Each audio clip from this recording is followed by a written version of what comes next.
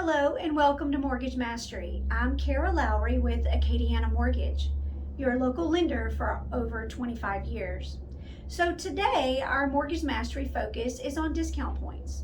So we'll cover three main areas, and those are: what are discount points and how are they used, how are they calculated, and why should we pay them?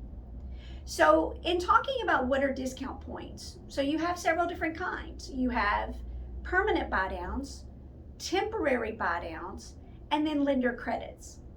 So let's take permanent buy downs first. So a permanent buy down is literally, as the name indicates, there are discount points paid at the time of closing that permanently buys the rate down for the entire life of the loan. So the second is a temporary buy down, and a little bit more complicated because it is, again, as the name infers, it is a temporary buy down. So if you call or use the example of a 2-1 buy down, that means the interest rate is going to change 2 separate times. So for example, interest rates, they change in 1% increments. So let's start with the first year. The interest rate would be at, say, for example, 5%. The second year would be at 6%, and then the third year, all the way through the end of the 30 years, would be at 7%. So someone has to pay the cost of that buy down for this temporary buy down. So the way that you determine what the cost actually is you take the principal and interest at the first year at the 5%, and then you calculate the principal and interest at 7%, and then what is the difference? So that, and multiply that times 12. So that is the cost of the buy down for the first year. And then you do the calculation for the second year. Now again, the cost of the buy down can be paid by the lender, it can be paid by the seller, but in order for the seller to pay it, it has to be negotiated in order for the seller to be willing to agree that. So you have to do that at the time you're actually negotiating your offer. Now, all of the cost of the buy down, whether it be permanent or temporary, all of those costs are calculated in the overall seller concession caps, or concession caps, I should say. So each loan type has a different cap percentage, and it is a percentage of the loan amount. But I'll cover that with more specificity in a future video. So let's talk about lender credits. So a lender credit is basically where you're paying a slightly higher rate to have some credits given back to you at the time of closing. So for example, let's say that that to take a slightly higher interest rate, it would give you a $500 credit back at closing, or a lender credit given to you at closing.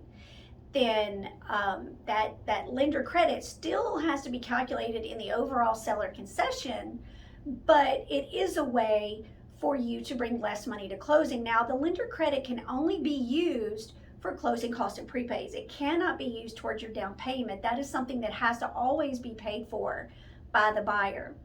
So let's talk about how discount points are calculated.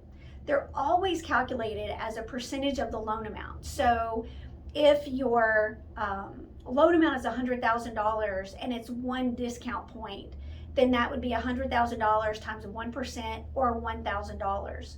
Similarly, if the same example, a $100,000 loan amount, and there are 2 discount points, then now your cost of the discount points for the permanent buy down would be $2,000.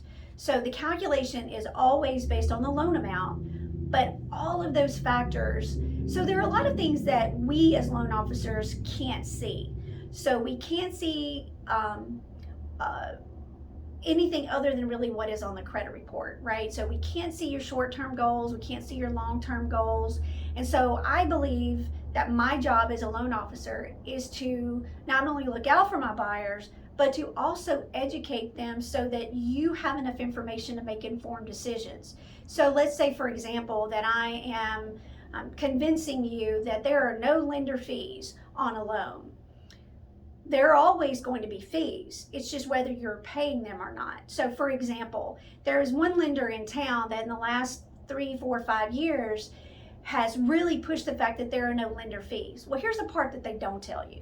What they don't tell you is that their interest rate is about 0.5% higher than everyone else's. Now, most people know this. Most people in the industry know this, and it absolutely infuriates me because it's usually used against our first-time home buyers and then against our veterans. And so a lot of times you will have agents who will continually push this lender, and they do that because the lender is paying for their leads, which is big money in our industry, which is not what is supposed to happen. And that's kind of the purpose of no referrals fee, no referral fees, no kickbacks, because you're not supposed to give anything of value to anyone to refer you business from a lender perspective. So I'll certainly cover that topic again in more in depth in another video as well. But again, my job is always to educate my clients, give you clear, concise, detailed information so that you can make the best decision for you and your family as to whether discount points are something that would benefit you and your family.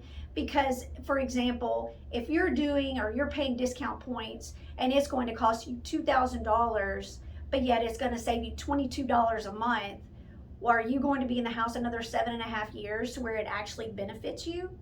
So those are the types of things that go into the consideration as to whether discount points are beneficial or not. So if you have any other questions, please don't hesitate to reach out. And we appreciate you watching Mortgage Mastery with Kara Lowrie again. And please look at all of our other videos. Thank you for watching.